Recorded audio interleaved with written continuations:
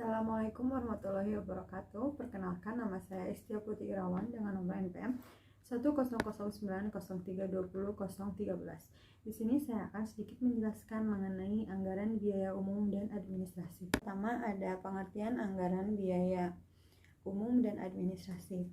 Anggaran biaya umum adalah anggaran yang berisi semua biaya-biaya yang dikeluarkan oleh perusahaan untuk direksi dan stafnya, bagian keuangan, dan bagian administrasi. Anggaran administrasi yaitu anggaran yang berisi biaya-biaya yang dikeluarkan oleh perusahaan untuk kegiatan-kegiatan yang menunjang usaha perusahaan di luar kegiatan pabrik.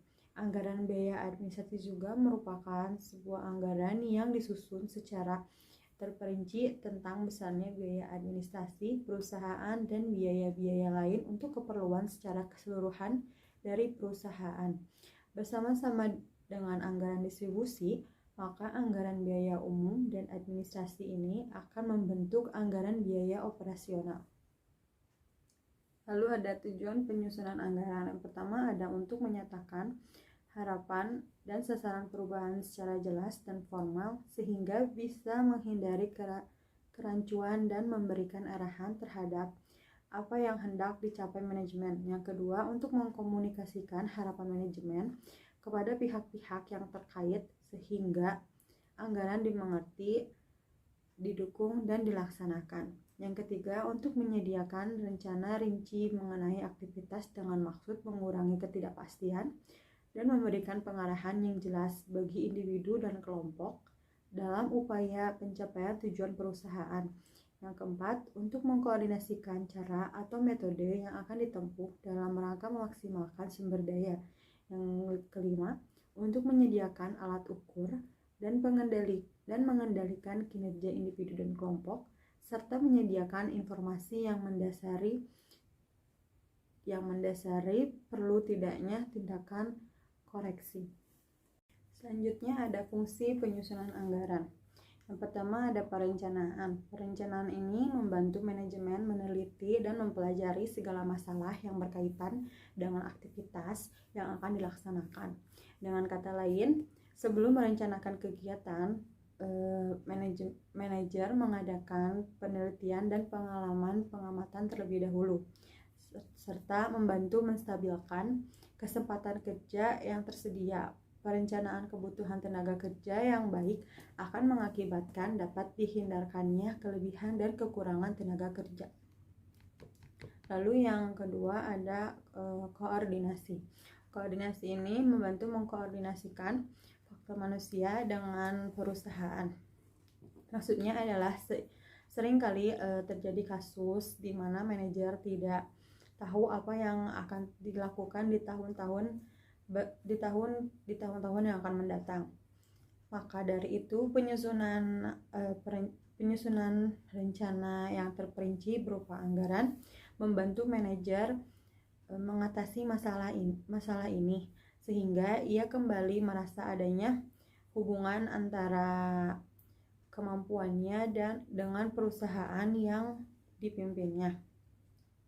Lalu ada pengawasan.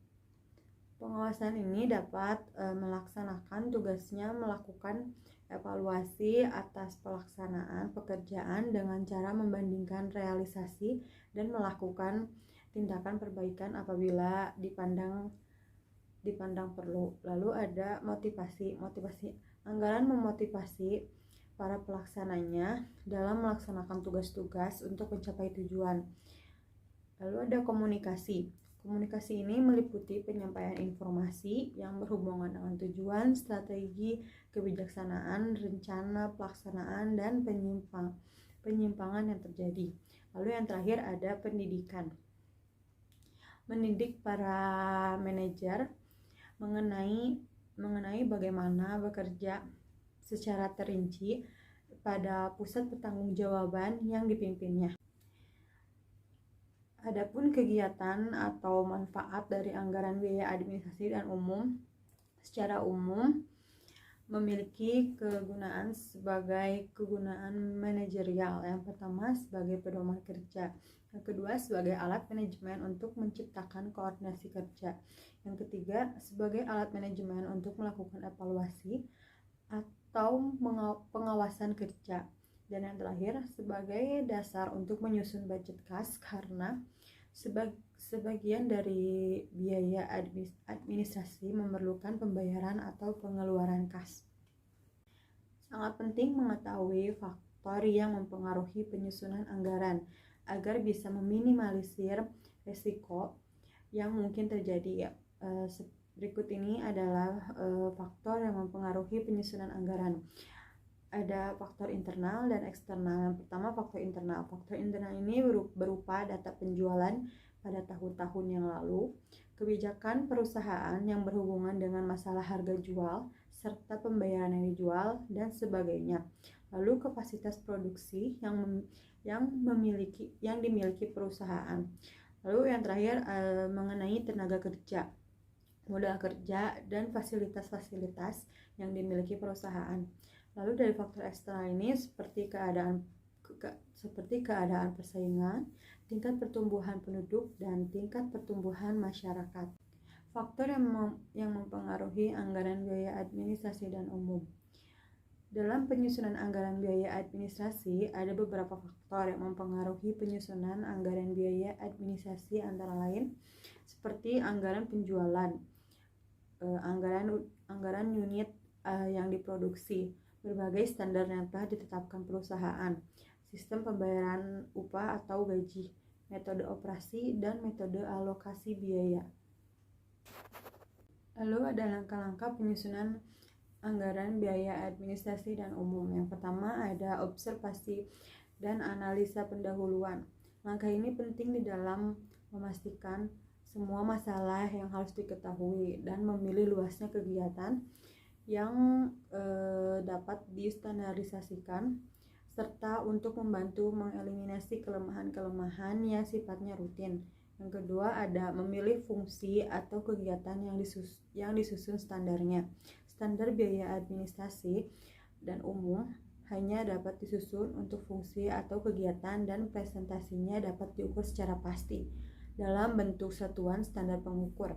Yang ketiga ada pengukuran satuan standar pengukur kegiatan. Yang ketiga ada satuan standar pengukur kegiatan.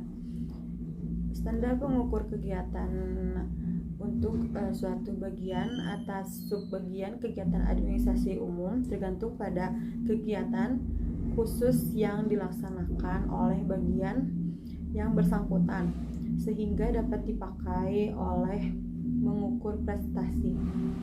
Lalu yang keempat ada menentukan metode dan perhitungan dasar. Penelitian gerak dan waktu hanya dilakukan terhadap bagian atau subbagian dan fungsi administrasi dan umum yang dapat disusun standarnya. Atas dasar penelitian gerak dan waktu tersebut disusun anggaran biaya yang dihitung besarnya biaya standar. Lalu yang kelima ada testing atas biaya standar. Setelah biaya standar dihitung, maka standar tersebut harus dites terlebih dahulu untuk mengetahui apakah praktis dipakai. Lalu yang terakhir ada aplikasi akhir.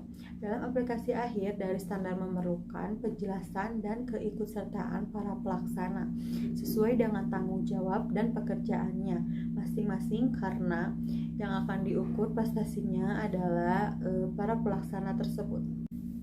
Sekian penjelasan dari saya mengenai anggaran biaya umum dan administrasi. Mohon maaf apabila ada kesalahan. Terima kasih. Wassalamualaikum warahmatullahi wabarakatuh.